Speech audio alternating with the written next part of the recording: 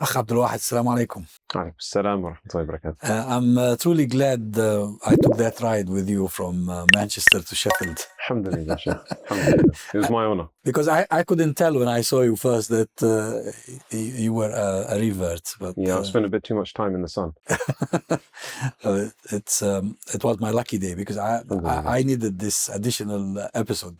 Alhamdulillah. To complete the 30 Allah episodes. provided you and provided you a lift. Alhamdulillah. Alhamdulillah. Now, tell me, how did you know about Islam? How did your journey begin? So the journey beginning and knowing about Islam is two different questions, Sheikh. Okay, which do we begin with? You tell me. Probably you knew about Islam first and then you took the journey. So I knew about God first. Alhamdulillah, growing up as a Christian, attending Sunday school, paying attention to the lessons. I did pay attention. I did believe. You know, I always believed in the higher power, in God. But how I believed was very unhinged. It wasn't pulled together. It wasn't complete. It didn't feel settled or solid. It was solid of certainty, but in terms of the religion, I was very undecided. And you had questions. I had many questions, and they never got answered very well. So you'd go and you'd ask a question, and it would be like this. It'd be a side answer. It wouldn't be a straight answer, a clear answer. And I didn't know anything else, so I thought that's the answer. Okay, fine, I have to figure it out. You know, have the quote I can give you is, have blind faith. Blind faith. And yet in the Bible, Jesus himself says God is not the author of confusion. So you're not supposed to be confused. When you're told a clear order, when you're told what to believe, it's supposed to be clear. It's not supposed to be confused. So one of my biggest issues, obviously, was how is God one and God three? That doesn't make sense to me. That's confusing me. Can you explain it to me, please? Have blind faith. Just have faith. Because it simply cannot be explained. It cannot. So we used to be told have blind faith. So I went searching for religion. I refused to look at Islam because Islam was full of terrorists. How old were you then? By this point, 17, 18. My father died when I was 12, and I went down a very bad path very quickly. I got into drugs, gangs, guns, violence. Yeah, so I grew up quickly. That's what we call it, growing up quickly. So I went and I did a lot of things that I shouldn't have done. Alhamdulillah for Islam.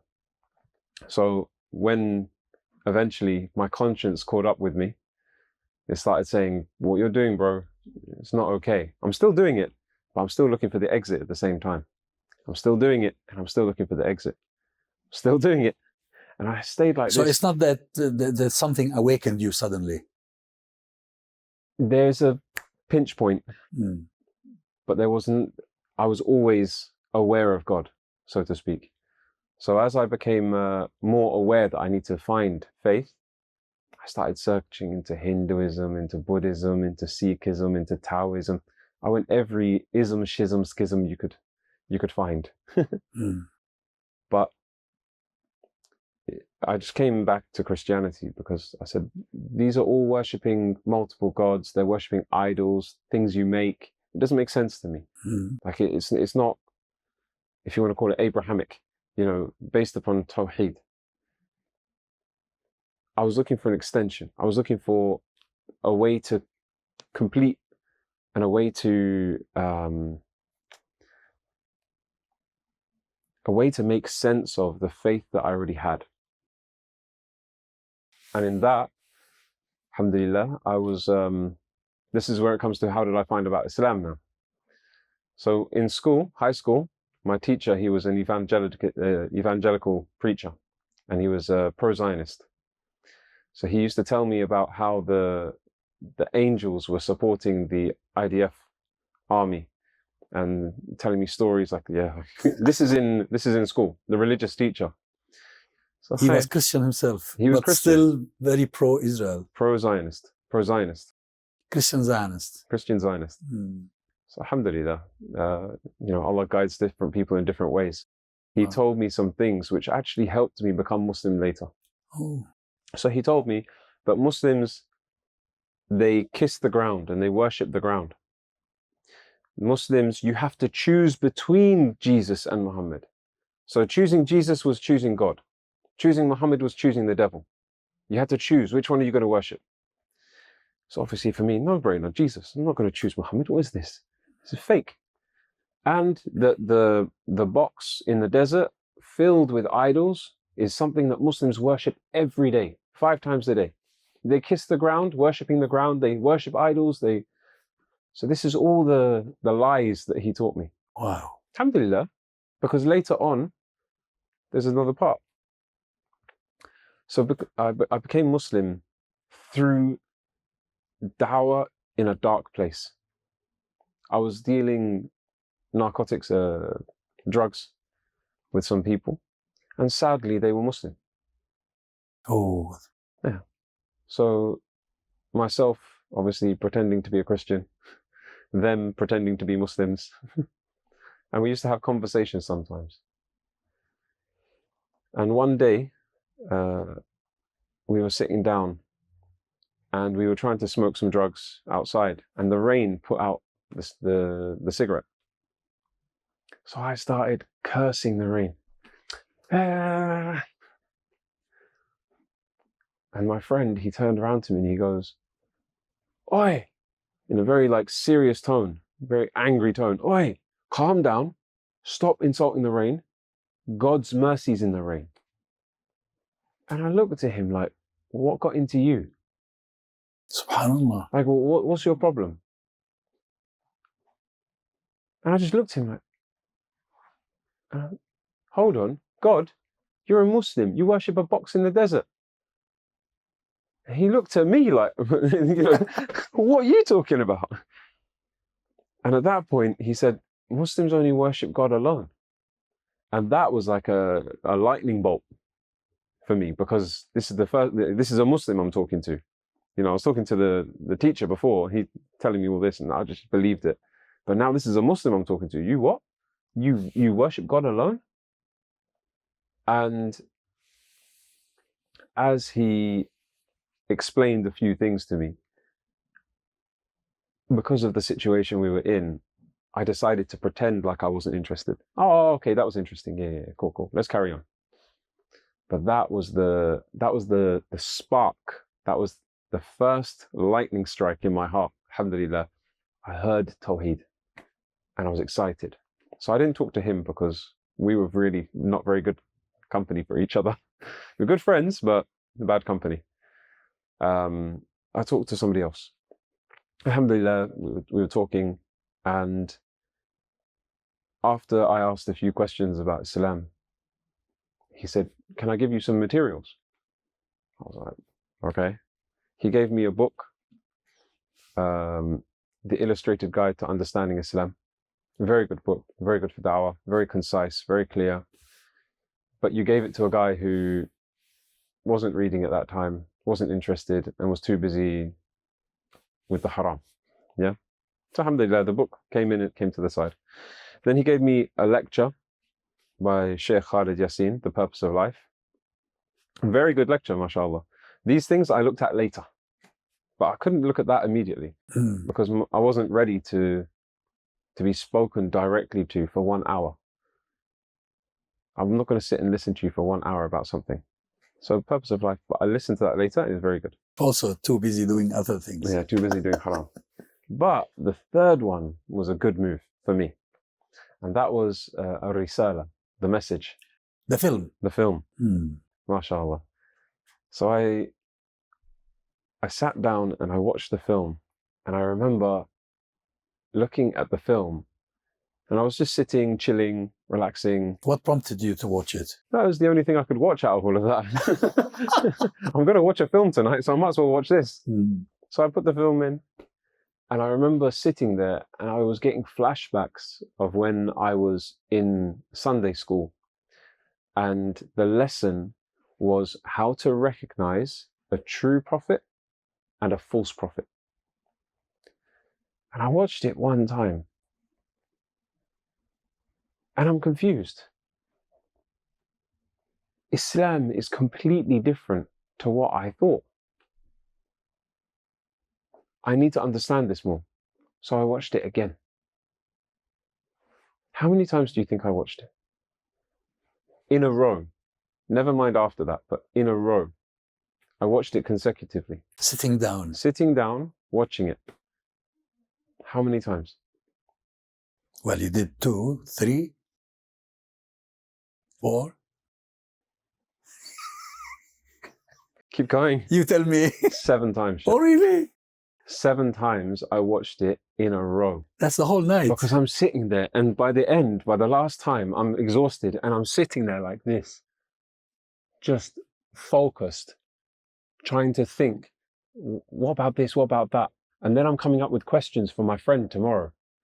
And as I decided to go to bed, I still wanted to watch it again. I was like, this story, there's something about this, there's something, I need to look into this more.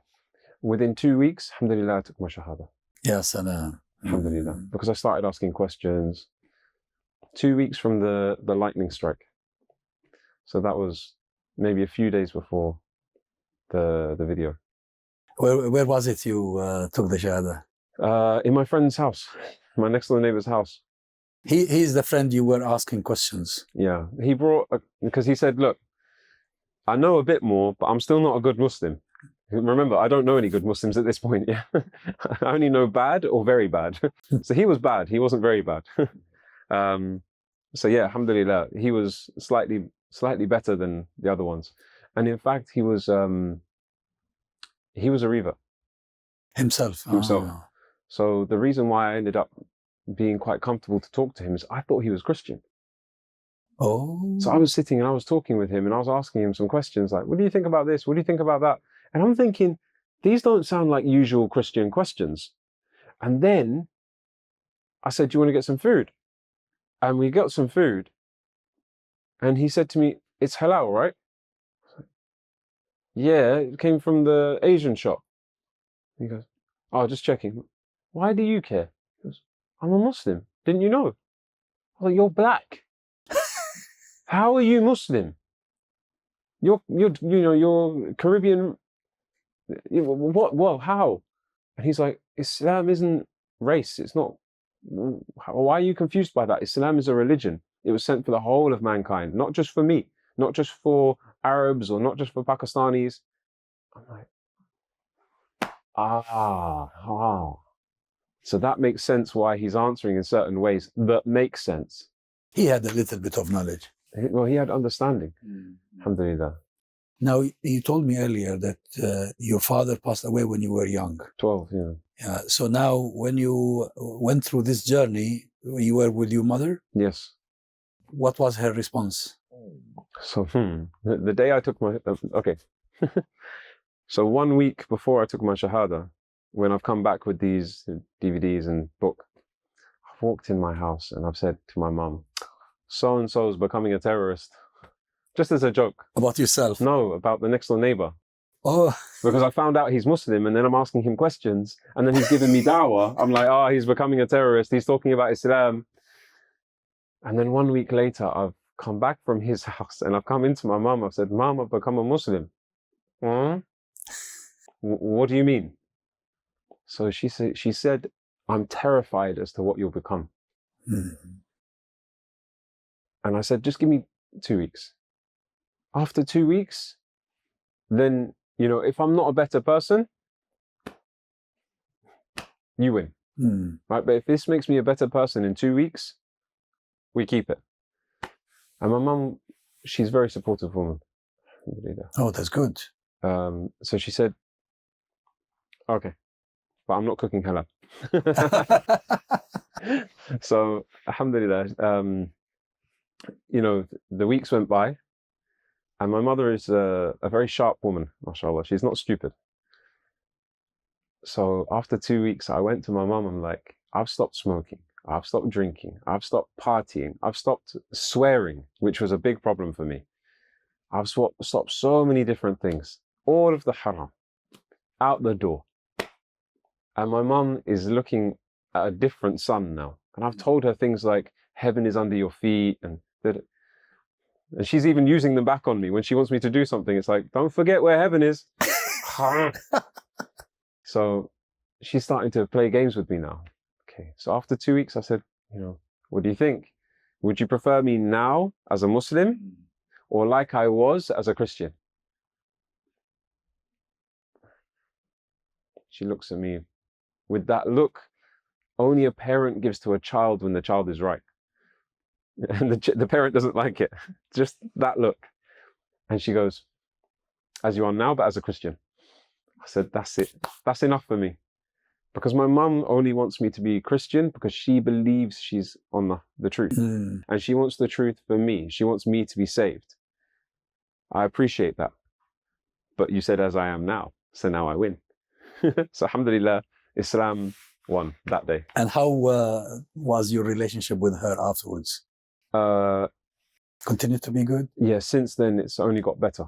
And my family know that all good that has come out of me since then is because of Islam. They know it very clearly. Alhamdulillah. And I remember one day we had just cycled from London to Medina. And I've just finished my Hajj. From London to Medina? Yeah, in 2017 we cycled from London to Medina. How did across Europe? Yeah. How long did it take? You can check it, Hajj ride. Oh, how long did it take you? 6 weeks. Alhamdulillah. Wow. Alhamdulillah. So after we've done that, we've ended up in Mecca, we've done the tawaf, we've finished the rites of Hajj. And I'm in a tunnel, in the long tunnels, and there's a big strong wind. So I pulled out the umbrella and I've stuck the umbrella out the front. And I'm using the umbrella to pull me. So I go faster. And me and my friends were having fun with this.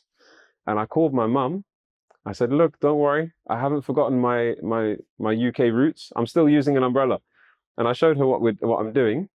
And then she goes, seriously, honestly, I'm proud of you. Oh, really? Alhamdulillah. Because she saw what I've gone from being like to what I've become and what we've gone to achieve. Now, your companionship wasn't that good when you were just before Islam, but they were Muslim. They were Muslim. They used to say to me, this is Islam.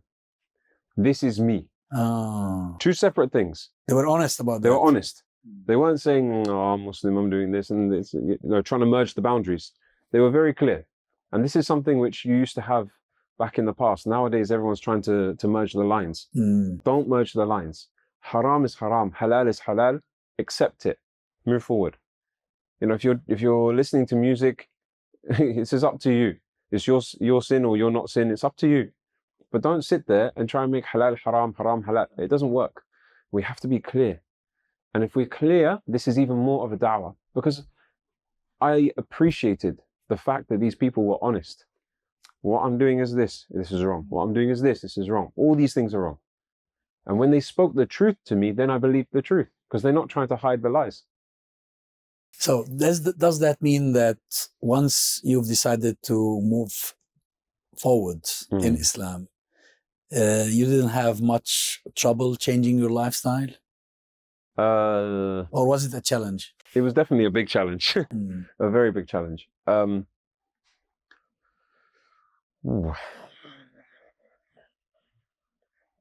being careful how I word things because I know that this is a different audience. But essentially, I had a bit of an issue to come out of the gang. I also had an issue with how Shaitan was throwing everything at my feet. So just days after I've taken my Shahada, sorry, the same day I took my Shahada, the same day, a friend of mine comes around to give me a beer. Every day we drink together, we party together, everything, it's normal. So he comes around, I said, no, I've become Muslim. And he's laughing. He's like, was he a Muslim himself? No. This one wasn't Muslim. The ones that drink in the day, they're not Muslim. The ones that drink at night, that's another issue. So he was drinking in the day, he came around and he was inviting me, like, drink. So he came and he's like, just one last beer with me, come on, that's it, no more after this. And actually I accepted. So I took the beer, I opened the beer, I put the beer to my mouth, and I ran to the sink and I had to spit it out. It tasted like urine. Oh. It stank like urine. And I'm like washing my mouth out. Bro, what is this? What did you do? What kind of joke is this? He's like, what? Nothing. What's going on? He's taken it, sipped his. Bro, it's the same. Smell it. I smelled his one. It stank like urine. I couldn't explain it. Wallahi, Allah saved me. This is Allah subhanahu wa ta'ala helping you. Alhamdulillah. So in this respect, Allah made things very easy for me. But all the tests, they kept on coming. A few days later, I would get a phone call. We have this, we want to sell that, give it to this person, you make a lot of money. No. Temptation. This one, this girl, she's asking after you. She's been asking after you for a long time. No. All of these harams, they used to come in, and as they're falling on my plate, I have to reject them. And it's getting more and more by the day. So I knew I had to get married. So I went and I got married. And alhamdulillah, that helped stabilize me a lot. Yes. Where did you get married from? Maghrib. Oh, a Moroccan lady. Yeah, mashallah. So the father is Kurdish, and the mother was Moroccan. But I say Moroccan because she was like a Moroccan, mashallah. And they live here in this country. In London. Mashallah. Now, what about the learning process? Was it also a challenge? Learning Arabic, learning Islam? Pause. I was in prison for most of my early Islam because after you became a Muslim, you were in prison? Muslim, I got married after 3.5 months, alhamdulillah. But then 1 month later, to the day, on the 9th of August, I was arrested for the airline bomb plot. Oh. So when they changed all the rules. Yeah. So someone that I knew someone who was on the plot. It just so happened that I was with that person. That person was in my car on a day when we were coming back from the mosque, and they decided to grab him. So when they grabbed him, wallahi, we had a witness. The witness said, the police officer turns to the other police officer and says, shall I let him go now? And the other one, the superior, he said, just take him anyway. You. And then I spent 3 years. 3 years? 3 years. 28 days. No sentence? No sentence. Remand. And then after that, released. Alhamdulillah. How was it in prison? Brilliant for my Islam. Alhamdulillah, brilliant. Subhanallah. Because it took me away from all of these tests and these choices. It took me away from all of the things of shaitan. This was khalwa. This was khalwa. Yeah, this was khalwa. Allah subhanahu wa ta'ala removed me, grounded me in faith, and then returned me back. Alhamdulillah. In prison, did you have a chance to read, to study? So there's some very beautiful brothers, mashallah, who were there, and I do genuinely believe they were innocent, mashallah, from what they were accused, because they would teach the opposite. So they're accused of something, but they're teaching the opposite. How does that make sense? Wallahu a'lam. Anyway, so they used to come and they would teach me we used to have these little pieces of paper. They would write out an Arabic lesson on a piece of paper and then post it through my door or push it through a hole in the pipe. It's like that. It's like covert. So we're doing like this, like through the door or through the pipe. And then there's a Arab brother who lives this cell or that cell, and you're doing your dars, you're doing your lesson with him. So I learned to read Arabic and learned to pray properly inside the cells. Subhanallah. On isolated. Over a 3-year period. Yeah, no, I'd say within the first year, inshallah. But Ramadan was funny. So I'm having one of my lessons. I'm sitting in the cell, and it's my first Ramadan, okay? And I'm sitting there. It's the middle of the day, just chewing on some sultanas. And the brother, he's giving me the lesson. I'm listening. And he asked me a question. So I answered him, and he heard something in my mouth. He goes, Habibi, are you eating? I said, I'm just eating the zabib, the date, the sultanas. And he goes, no, you're not supposed to eat anything. I said, I'm not eating a meal. I'm just having a snack. You thought you could do it. I thought you could have a snack and still be fasting. Yeah, and then he goes, oh no, you're not supposed to do that. You're not supposed to have anything between this and this. I'm like, okay. So what about the water I've been sipping? This is like 3-4 days into Ramadan. Yeah. It's a learning process. Exactly. So I like to remind other reverts of this, because if you don't know, you don't know. Mm-hmm. You know, it's just a learning process. Take it easy on yourself. Like I started laughing. He's laughing, going, that was a gift from God. Yeah. Now don't eat anything. I'm like, okay, fine. I put the sultanas away. I'm like, oh gosh, this is hard now. MashaAllah. So yeah, I think I spent my first 4 Ramadans like that. Inside prison.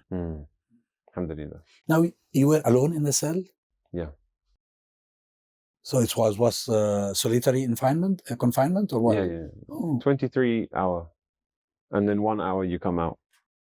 So you were really thought of as a terrorist? Yeah, so. That's what they thought of you. Alhamdulillah.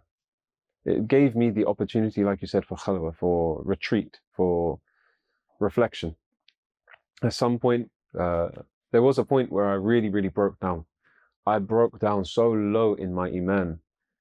I'm sitting there thinking because I haven't actually done anything.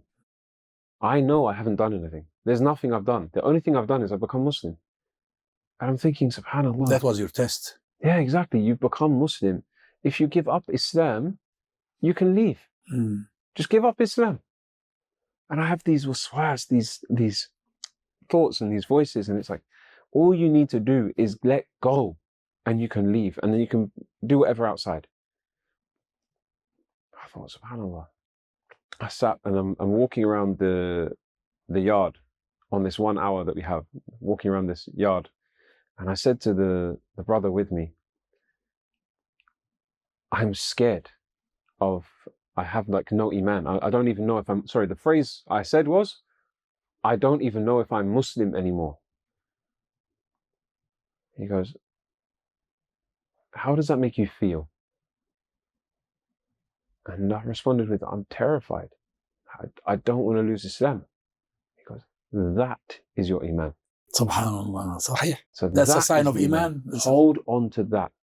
As long as you're scared of letting go of Islam, hold on to that. Ever since that day, alhamdulillah, it was like, that was just, okay. As long as you fear letting go, khalas, you've still got something there. So it's not like it can run away from you without you noticing. You'll see. So alhamdulillah, after that, that was my turning point. At that turning point, I broke so low, I genuinely even questioned myself. And then after that, I was able to build. SubhanAllah, but this is what Allah subhanahu wa ta'ala tells us. We have to be tested. It's not enough to just say we have believed. So there has to be a test. And Brother Abdul Wahid, I'm really delighted I've made your acquaintance and I've been able to have this conversation with you. Allah yaziko khair. Thank you very much. Jazakallah khair.